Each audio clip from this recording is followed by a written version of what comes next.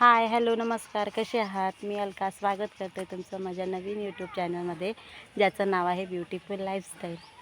आज तुम्हाला माझ्या पाठीमागे खूप सारे झाडं वगैरे दिसत असतील. कदाचित तुम्ही ओळखलं पण असेल की एक गाव आहे म्हणून. मी गावाला आलेली आहे. भरपूर दिवस झाले मी व्हिडिओ शूट केला नव्हता, कारण बऱ्याच दिवस आम्ही जेव्हा कोकणवरून आलो त्यानंतर माझी तब्येतच बरी नव्हती. मी एकच व्हिडिओ टाकला होता आय थिंक वृंदावनचा. त्याच्यानंतर तब्येत बरी नव्हती, 15-20 दिवस माझी तब्येतच खराब होती, त्यामुळे व्हिडिओ शूट करता आला नाही मला. आणि आता आम्ही आलेलो आहोत गावाकडे. काल रात्रीच गावाकडे आलो होतो आम्ही. आणि गावाकडे खूप छान वाटते. तुम्ही बघू शकता हे गावाकडची घरं, हे किती छान वाटते.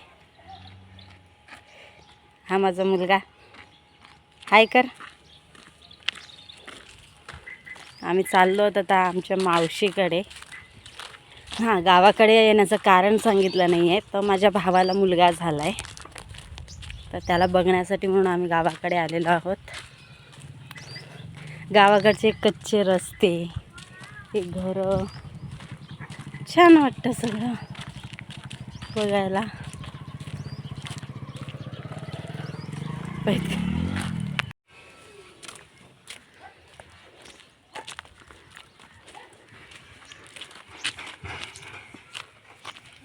छान वाटतंय ना गावाकडे, फ्रेश वाटतंय, वातावरण फ्रेश असतं.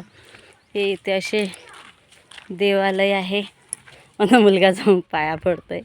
ज्या दगडाला ऑरेंज कलर लावला त्या सगळ्याच्या पाया पडतो तो. आणि गावाला कसं प्रत्येक ठिकाणी थोड्या थोड्या अंतरावरती असं असतंच की एखाद्या दगडाला हळदी कुंकू वगैरे लावून ठेवलेलं आहे.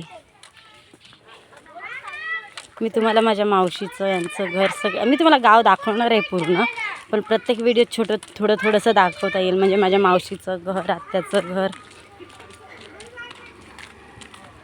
पण त्यांच्यासमोर मी म्हणजे त्यांना चोरून लपून व्हिडिओ करणार आहे, कारण ते ऑकवर्ड फील करतील, त्यांना अवघडल्यासारखं होईल. त्याच्यामुळे थोडा लपून व्हिडिओ शूट करावा लागेल. त्यांना सवय नसते ना कॅमेऱ्याची, तर त्यांना अवघडल्यासारखं होईल. तरी मी तुम्हाला दाखवण्याचा प्रयत्न करेल पूर्ण. हे बघा, कुत्रा. मला कुत्र्याची खूप भीती. मी कुत्र्यासमोर हमेशा हळूहळू चालते, कारण भीती वाटते ते भुंकायची, चावायची. ते पाळलेले कुत्रे असतात, न विचारता न आवाज देता आपण कोणाच्या घरी जाऊ शकत नाही. कुत्रे असतात आणि ते पटकन भुंकतात किंवा हे होतात. बघा, इथे आलेलं आहे माझ्या मावशीचं घर. तिच्या इथे पण कुत्रा आहे बघा, तिच्या दारातच झोपलेला आहे. तुम्हाला दिसतही असेल व्हिडिओमध्ये, तिच्या दारातच झोपलेला आहे. तिला आवाज देऊन आता मला जावं लागेल आतमध्ये.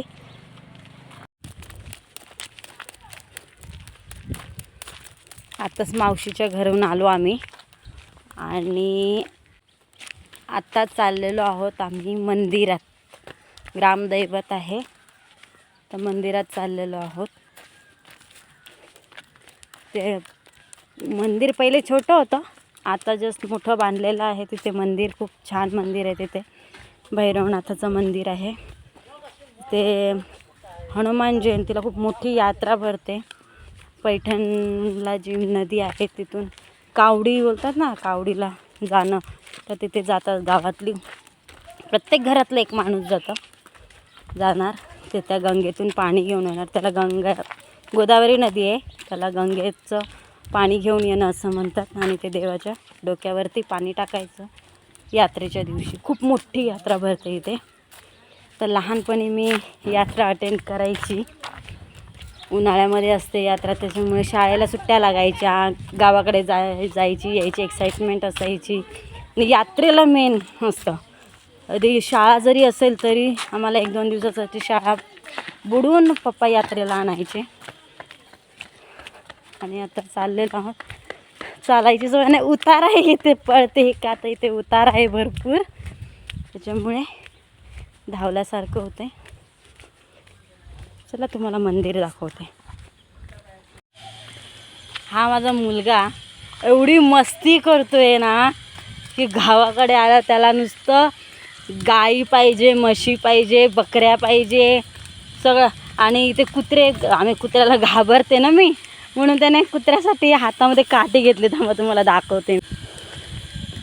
हे बघा, हातामध्ये काठी घेतलेली आहे त्याने आणि मस्तपैकी माझं रक्षण करत चालला आहे तो. त्याला वाटतं की मी खूप स्ट्रॉंग आहे, माझ्या आईला मी वाचवेन कुत्र्यापासून, म्हणून तो मस्तपैकी काठी घेऊन चालला आहे. कुत्रा जवळ आला का मला सांगतो हळूहळू चाल, म्हणजे कुत्रा तुला हे करणार नाही. हे बघा, हे मंदिर आहे भैरवनाथ देवस्थान, शिरसाटवाडी. माझ्या गावाचं नाव शिरसाटवाडी आहे. बघा, खूप मोठा परिसर आहे. पहिले मंदिर खूप छोटं होतं, मंदिर बांधलेलं आहे. या मंदिराची एक कहाणी आहे, मी तुम्हाला सांगेनच पुढच्या व्हिडिओमध्ये. खूप छान कहाणी आहे याच्या, खूप साऱ्या गोष्टी आहेत.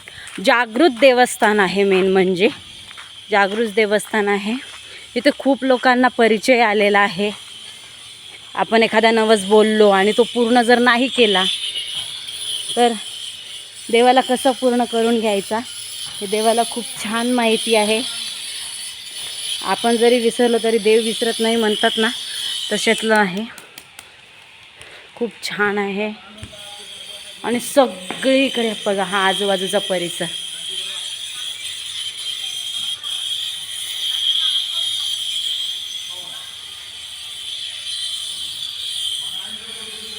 हे वडाचं झाड तर मला वाटतं मी जेव्हा जन्म झाला माझा तेव्हापासून बघते मी. हे वडाचंच आहे का? हा वडाचंच झाड आहे. आता याच्या बाजूला चौथरा वगैरे बांधला आहे. भैरवनाथ प्रसन्न लॉक लावलेला आहे, पण स्त्रियांना आतमध्ये गाभाऱ्यात जायला परवानगी नाही आहे. आतमध्ये अंधार आहे तरी बघते मी. फोटो येतो आहे का देवाचा? हे बघा, हे एक म्हणजे नागनाथ देवाचा भाऊच आहे असं म्हटलं जातं या देवाला. खूप जागृत देवस्थान आहे हे. बघा, इथून आम्हाला लेडीज लोकांना इथूनच पाया पडावं लागतं. आतमध्ये मंदिरात जाता येत नाही, स्त्रियांना प्रवेश नाही आहे.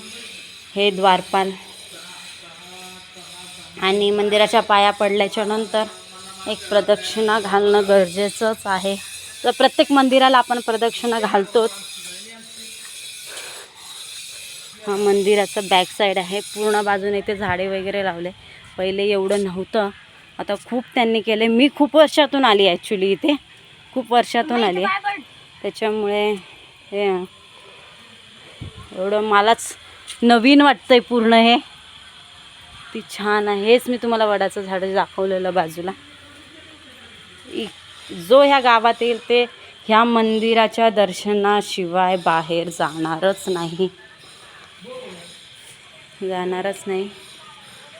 चला, आता नारळ वगैरे तर नाही आणलं मी.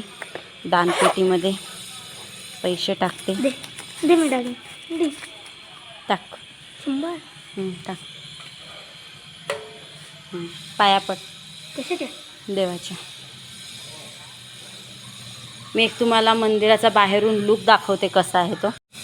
हा बघा, हा हॉल आहे. जर कुणाचं लग्न कार्य वगैरे असेल तर इथे होतं ते लग्न कार्य. माझ्या मावशीच्या मुलीचं इथेच लग्न झालेलं आहे.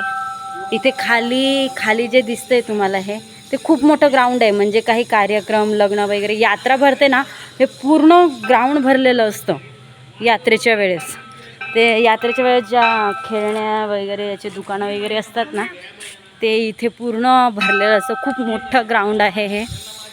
इथे लग्न कार्य करायचं असेल जर कुणाचं तर इथे छान बघा किती मोठं गार्डन आहे आणि मोकळं आहे. काय झाडी वगैरे काय नाही. आणि काय लग्न कार्य असेल तर अजून साफ वगैरे करतात. हे तुम्हाला समोर हे झाडं दिसत आहेत, याच्या बाजूलाच आहे. आता मी इथे उभी राहिली तर एवढं खालून दाखवता येत नाही मला, पण बघा खूप मोठं आहे. इथे एक छोटंसं मंदिर आहे. आजूबाजूला 2-3 मंदिरं आहेत.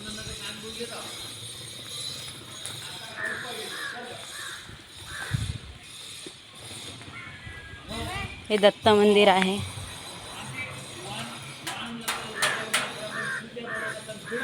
हे लिंबाचं झाड आणि हे मंदिर बाहेरून असं दिसतं.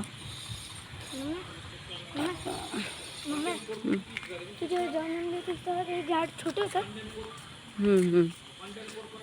वडाचं झाड पण छोटं होतं. बघा माझा मुलगा घंटी वाजवतोय.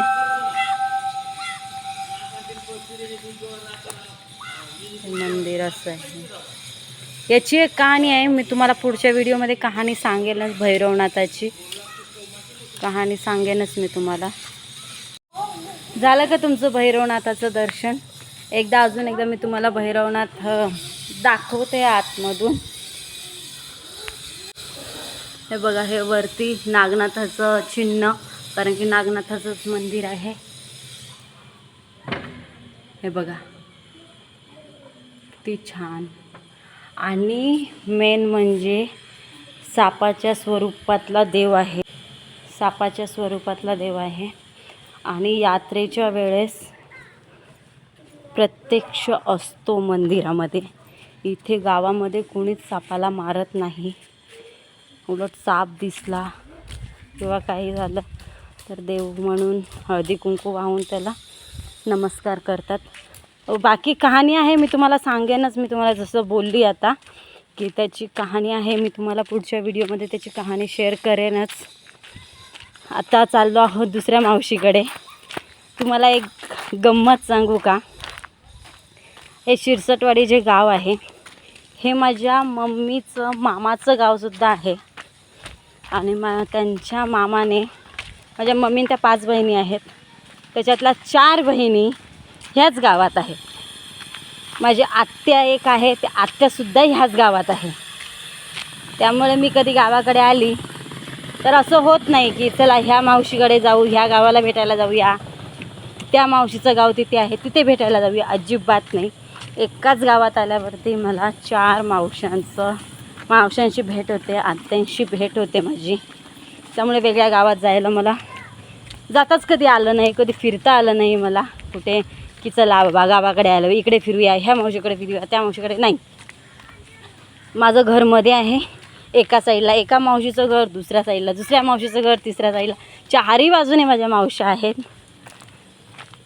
तर चाललो आहोत दुसऱ्या मावशीकडे. ते मावश्या, ते गावातले लोक थोडे कॅमेरासमोर ऑकवर्ड होतात, त्याच्यामुळे त्यांचा नाही व्हिडिओ काढला मी, किंवा त्यांना नको ऑकवर्ड फील व्हायला म्हणून नाही हे केलं. चला आता दुसऱ्या मावशीकडे चाललेली आहे. बघा थोडा गावचा नजारा बघा.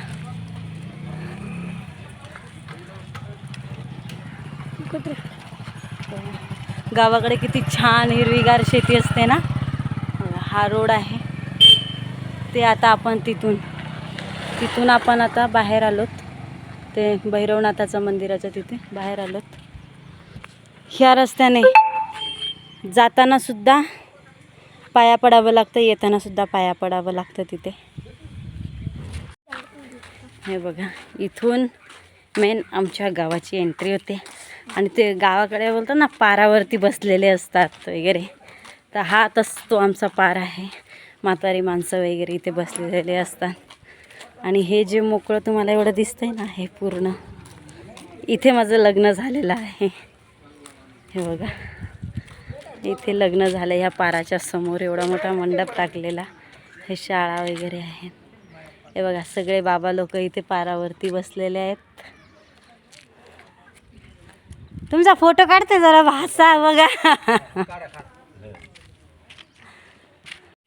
बघितलं, या इथे माझं लग्न झालेलं आहे. एवढ्या भागामध्ये मंडप वगैरे टाकलेला छान. आणि इथे पलीकडे नवरदेव मारुतीरायाच्या पाया पडायला जातात ना, काय बोलतात त्याला, आमच्याकडे परण्या बोलतात, तुमच्याकडे काय बोलतात ते कमेंट करून सांगा मला. नवरदेव लग्नाच्या अगोदर मारुतीरायाच्या पाया पडायला जातो तर त्याला परण्या बोलतात. तो गावातून फिरून, हे बघा हे मारुतीरायाचं मंदिर आहे. बघा लॉक लावलेलं आहे, सगळ्याच मंदिरांमध्ये लॉक लावलेलं आहे.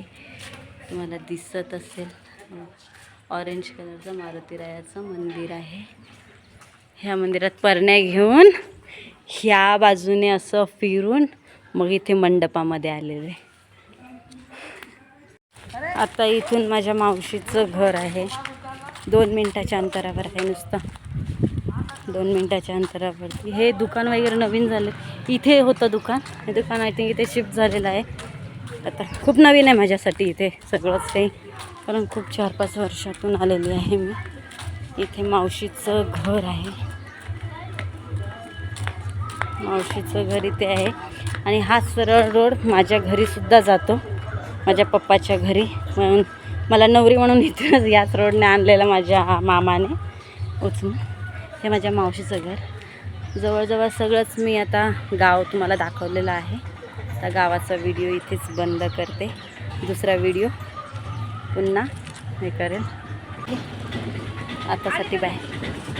ठीक आहे, चला आता दुसरा व्हिडिओ काढते. बाय.